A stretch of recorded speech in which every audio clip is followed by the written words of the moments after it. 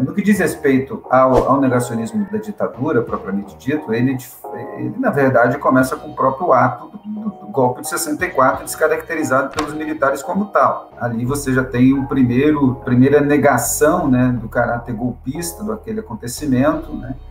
Posteriormente, né, um pouco na esteira das primeiras memórias dos militantes, os militares começam a desenvolver as suas. Há um bom acervo documental sobre os depoimentos dos militares, né? A constituição dessa memória militar que está no arquivo do CPDOC, que pode ser visualizado, inclusive, pela internet, né? É um acervo bastante importante. E o que caracteriza essa memória militar é uma mescla de negacionismo e do pior revisionismo possível, ora negando a tortura, o fenômeno, a pré-existência mesmo da tortura, ora, né, se ela existiu, né, ela era algo, né, de subalternos, né, os generais desconheciam, né, enfim, ou se nega a tortura, né, como o próprio ato da tortura, a própria factualidade, né, da existência da tortura, ou quando, né, na hipótese dela haver existido, relega-se a tortura aos agentes subalternos e, portanto, descaracterizando como política de Estado. Um outro elemento dessa memória era a conhecida desde sempre. Em 64, nós estávamos à véspera, né, de um golpe comunista, que houve foi uma revolução ou uma contra-revolução, esses termos aparecem também em alguns depoimentos dos militares. Eu li esse pessoal todo porque muitos desses caras vinham desde os anos 30, né, e eu estudei os militares nos anos 30, então eu fui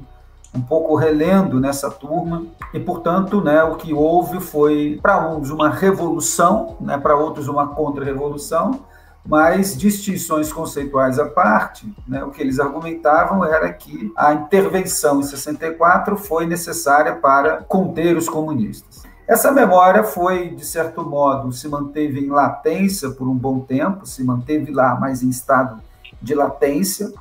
sobretudo depois das primeiras políticas públicas, né, em relação aos mortos desaparecidos, né, os militares mantiveram a posição de que a lei da anistia zerou a história nesse aspecto e, portanto, devíamos virar a página, mas você percebe nesses depoimentos todos um grau de ressentimento imenso, né, com o que eles consideravam uma injustiça histórica. A esquerda que foi derrotada por nós, mas afinal de contas, salvamos o país dessa gente e não somos reconhecidos por isso, eles que têm o domínio da narrativa. O que vai acontecendo a partir da chegada dos governos petistas ao poder foi um acúmulo, né,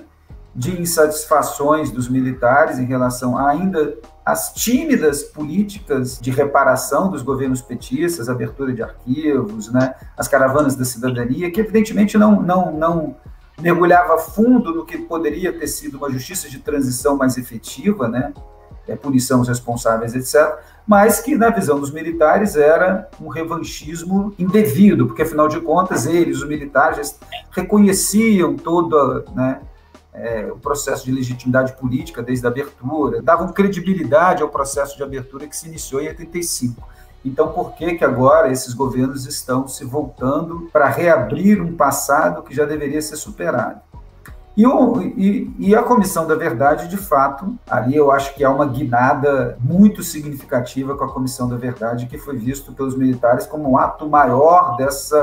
desse revanchismo, afinal de contas. Por que só, esse é o discurso dos militares, evidentemente, né? Por que só a gente, né, está sendo investigado, né, agora o Estado brasileiro parece que chegou à etapa de produzir uma narrativa, uma história oficial que vai colocar os militares como os grandes responsáveis pelas violações, né, dos direitos humanos, esquecendo a violência cometida pela guerrilha, etc.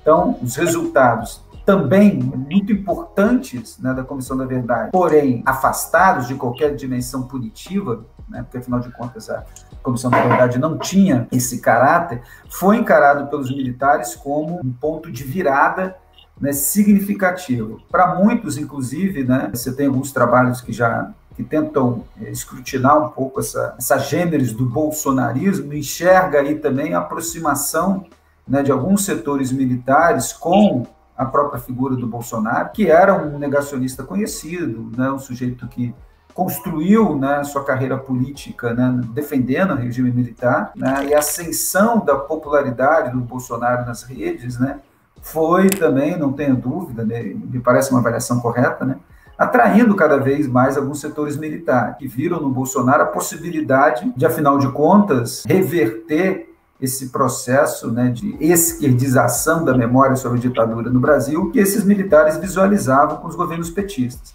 Então, para mim, não há dúvida, né, de que a Comissão Nacional da Verdade, né, representa talvez um ápice, uma guinada num conjunto de insatisfações já acumuladas pelos militares, desde o governo Fernando Henrique Cardoso, na realidade, com a Lei dos Mortos Aparecidos em 95, a primeira iniciativa de Estado que reconhece, ainda que não seja um pedido oficial de desculpas generalizado a todas as vítimas, né, mas reconhece a partir de medidas judiciais tomadas por famílias de mortos desaparecidos a responsabilidade do Estado, inclusive concedendo indenizações. As insatisfações começam aí, mas elas se mantêm num nível de latência que se rompe, ou que pelo menos emerge com maior nitidez, a partir da Comissão da Verdade, vista pelos militares como uma traição, um revanchismo injustificável. Afinal de contas, nós estávamos quietinhos aqui no nosso canto, por que vocês fizeram isso conosco, né? Então, me parece que é um momento central.